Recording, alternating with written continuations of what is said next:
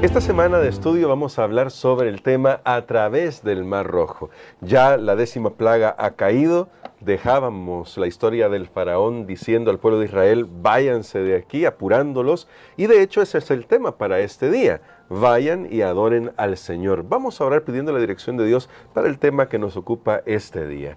Bondadoso Padre, gracias te damos porque mientras estudiamos tu palabra, crecemos en nuestra comprensión de tu carácter, de tu poder y de los propósitos que tienes para aquellos que confían en ti.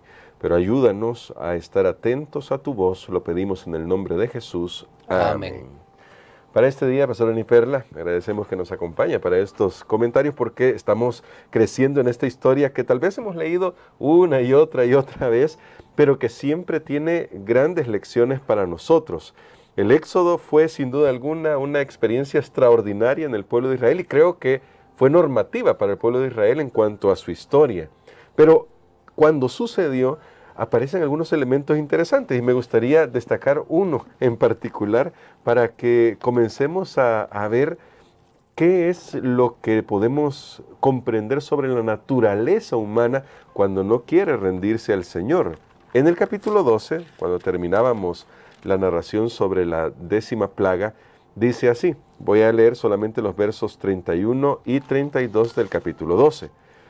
La palabra de Dios dice así, e hizo llamar a Moisés y a Aarón de noche, y les dijo, salid de en medio de mi pueblo, vosotros y los hijos de Israel, e id, servid a Jehová como habéis dicho, tomad también vuestras ovejas y vuestras vacas, como habéis dicho, e idos, y bendecidme también a mí.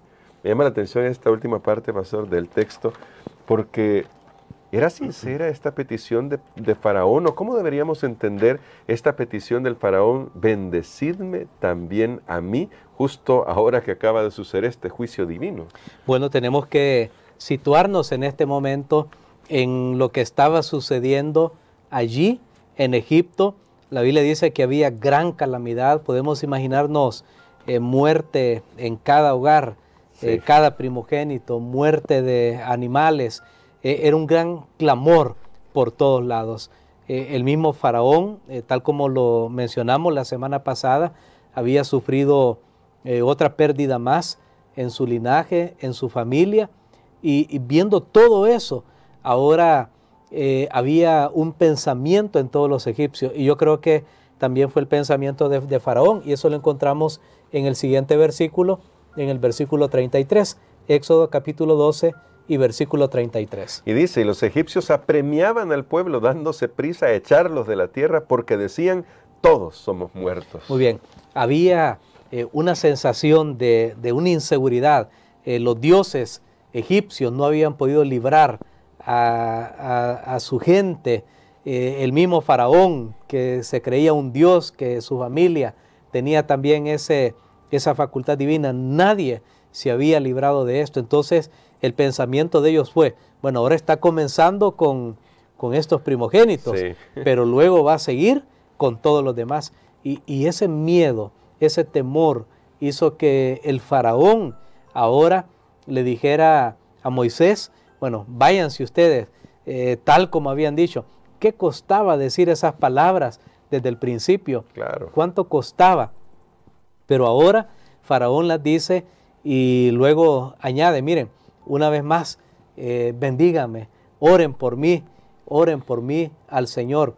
Tristemente sabemos, si la historia hubiera terminado hasta aquí, diríamos que eso es una tremenda confesión de Faraón, pero tristemente sabemos por el resto de la historia que esto solo fue, como dice el dicho, del diente al labio, nada más.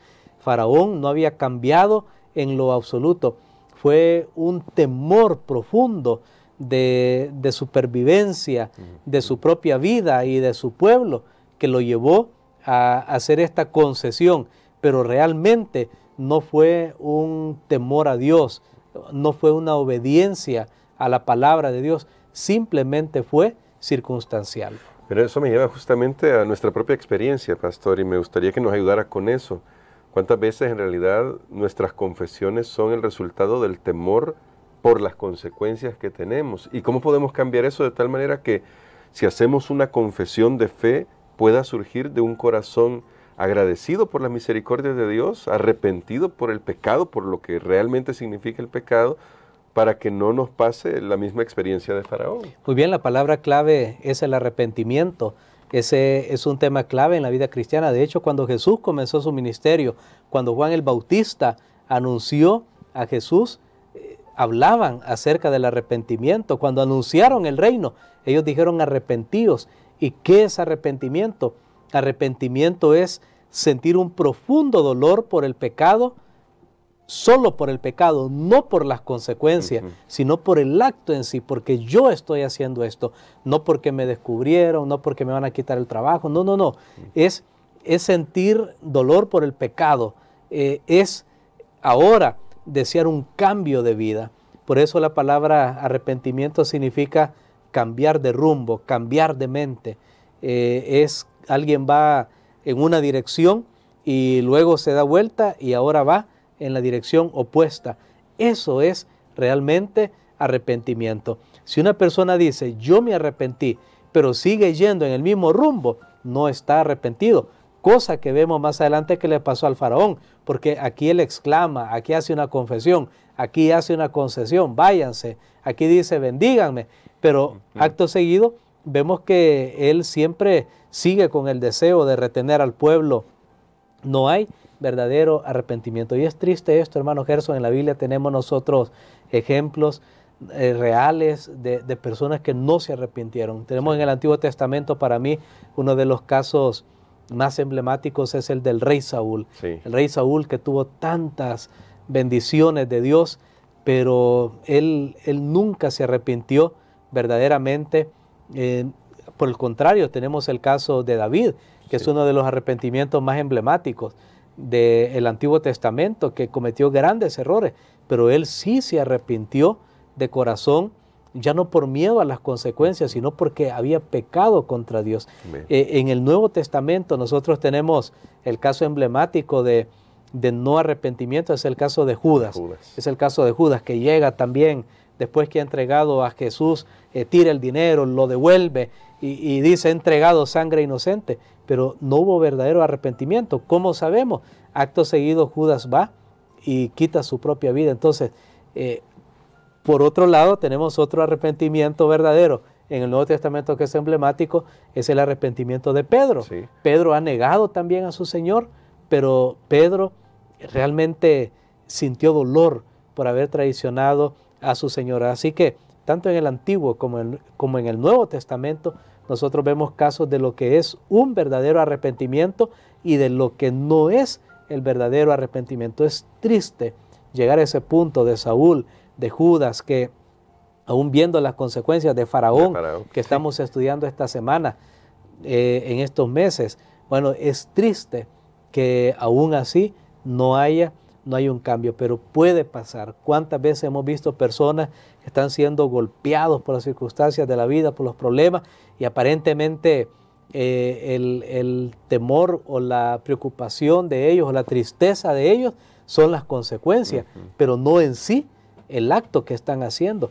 Quiere decir que si las consecuencias fueran quitadas, entonces continuarían, y allí no hay arrepentimiento. Que es lo que ya Apocalipsis nos muestra que va a suceder hacia el final, ¿cierto? Ahora, dentro de esta narración, justamente para terminar nuestra reflexión de hoy, que es vayan y adoren al Señor, también aparece una escena bastante interesante, pastor, y me gustaría destacarla para finalizar nuestra reflexión de hoy. Verso 34 en adelante, y llevó el pueblo su masa antes que se leudase, sus masas envueltas en sus sábanas sobre sus hombros, e hicieron los hijos de Israel conforme al mandamiento de Moisés, pidiendo a los egipcios alhajas de plata y de oro y vestidos. Y Jehová dio gracia al pueblo delante de los egipcios, y les dieron cuanto pedían. Así despojaron a los egipcios. Y mi pregunta respecto a esto es, ¿qué es lo que estamos viendo acá respecto a, si podría usar esta palabra, la justicia social de todo ese tiempo que pasaron esclavos y que ahora, tal vez uno podría decir, simplemente están pidiendo algo que de alguna manera ya les correspondía? Bueno, creo que hay un concepto que es fundamental y ha estado ahí en la lección de la semana pasada y la lección de esta semana, y es que lo que se siembra, se cosecha. Sí. Lo que se debe, se paga. Y a veces nosotros pensamos, no, un acto ya quedó en el olvido y ya paso la página. No, lo que siembra lo va a cosechar. Tristemente el pueblo egipcio había abusado del pueblo de Israel. De hecho, Faraón, más adelante lo vamos a ver, que cuando él reacciona, que el pueblo se ha ido, él dice, se nos ha ido este pueblo para que nos sirva. La mano de obra. La mano de obra barata se nos ha ido. Y era nada más un maltrato pues a la persona sin darle lo que realmente correspondía. Pero ahora Dios hace algo. Dios sabe que el pueblo va a necesitar más adelante. Sí. Dios sabe que el pueblo, ¿qué ahorros van a llevar si no tenían nada, si habían sido maltratados?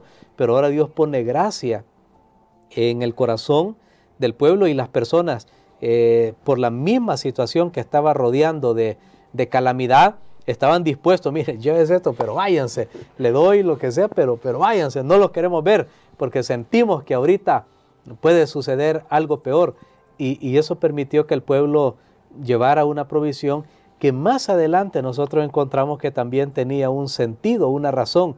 Dios iba a pedir al pueblo que diera para la construcción del santuario. Amén. Entonces, aquí vemos algo bien importante. Siempre que Dios nos pida, es porque Él ya ha hecho una provisión para darnos. Amén. Siempre. Si usted no quiere dar, entonces ni le pida a Dios una provisión. No le pida, porque siempre que Dios nos da, es para que nosotros podamos dar de regreso. Creo que es una lección extraordinaria que tenemos acá. Vean cómo Dios conoce el futuro de antemano, por supuesto que Él lo conoce muy bien y podemos confiar nuestras vidas en sus manos. Y con eso queremos terminar la nota de hoy, con esa gratitud de que Dios siempre ha provisto para nuestras necesidades. Y queremos, pastor, que ore por nosotros para que hoy, bueno, primero aprendamos del contraste con el faraón, que necesitamos rendir nuestra vida a Dios, pero segundo, que veamos todas las bendiciones que Dios nos ha dado y que por lo tanto solo podemos ser agradecidos con Él.